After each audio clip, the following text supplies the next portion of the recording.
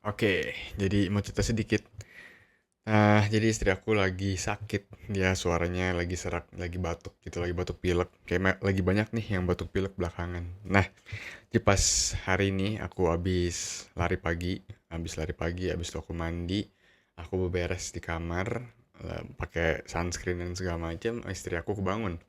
Istri aku bilang kayak, kenapa gitu.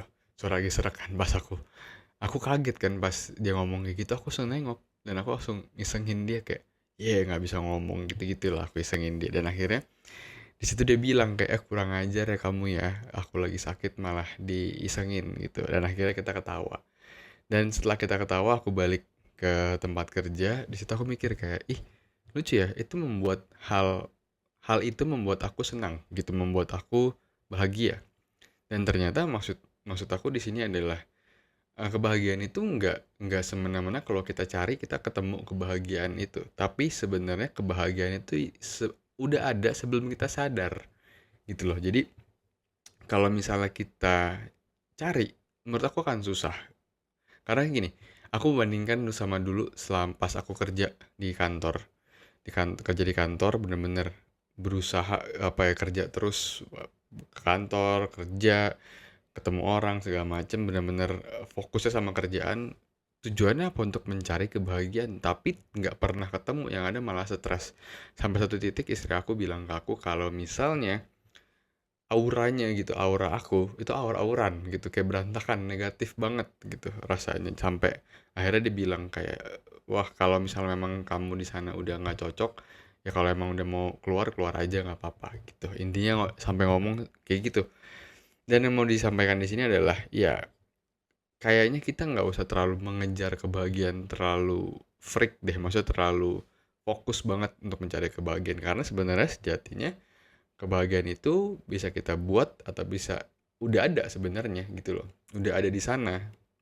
Sampai aku pernah dengar satu cerita yang waktu itu dia ikut lagi gereja, dengar satu khotbah disampaikan kalau misalnya ada, jadi pendeta ini punya teman, punya kawan. Jadi pendeta ini dia punya dua kawan. Yang pertama, dia dia cerita kalau kawannya ini tuh hidupnya pas-pasan aja, hidup di kos-kosan gitu, di kos-kosan. Dan akhirnya dia cerita kalau misalnya ditanya, apa kabar lo gitu, ya puji Tuhan baik gitu, gimana, aman-aman aja ya, seneng, maksudnya kayak hidup dari bulan ke bulan pas-pasan aja, tapi ya diberkati lah, ada aja gitu. Terus dia punya satu kawan lagi yang lumayan apa ya, lumayan lumayan punya privilege gitu, punya ya lebih berlebih lah secara secara keuangan. Ketemu ditanya apa kabar, aduh gini-gini aja katanya, aduh pusing nih, gini-gini kerjaan gak lancar apa segala macam gitu. Ini menurut aku dua perspektif yang lumayan unik. Yang satu sebenarnya nggak terlalu berlebih, tapi dia seneng-seneng aja, maksudnya kayak cukup-cukup, berasa cukup-cukup aja, sedangkan yang punya privilege dia merasa minus-minus aja gitu. Dan di sini menurut aku lucu gitu. Padahal kalau kita lihat, kita tahu nih dari covernya, ya orang yang punya privilege pasti punya uang lebih banyak gitu, punya materi lebih banyak. Sedangkan yang tinggal di kos-kosan, ya pasti secara materi lebih kekurangan gitu. Tapi lebih punya kebahagiaannya. Sama satu titik, pendeta aku ini cerita kalau temen yang berlebih ini saking kurang kurang apa ya, kurang bahagia, akhirnya dia ya konsultasi sama psikolog dan segala macam lah, intinya seperti itu. Sampai emang ada gangguan kesehatan jiwa, intinya seperti itu. Nah, ya mungkin di sini yang mau disampaikan adalah, ya mungkin kita harus bisa merasa cukup sehingga kita bisa menemukan hal-hal kecil yang membuat kita bahagia. Mungkin itu sih pesan yang mau disampaikan. Karena sebenarnya hal-hal kecil di sekitar kita yang kita udah punya, itu yang membuat kita lebih bahagia gitu. Ya, kayak contoh hal kecil tadi, aku cuman ngisengin istri aku dan aku ngerasa, ih, seneng ya bisa ketawa bareng gitu. Karena ada beberapa cerita sampai yang udah, teman-teman aku ada yang udah menikah sampai dia even punya progres bisnis aja dia nggak pernah cerita sama istrinya gitu loh. Menurut aku kan satu satu hal yang kurang kurang ya, posisi aku ya, aku kurang suka sama hal itu. Mungkin di posisi dia biasa aja, aku nggak menyalahkan itu, tapi intinya bisa aja membuat orang itu tidak bahagia gitu loh.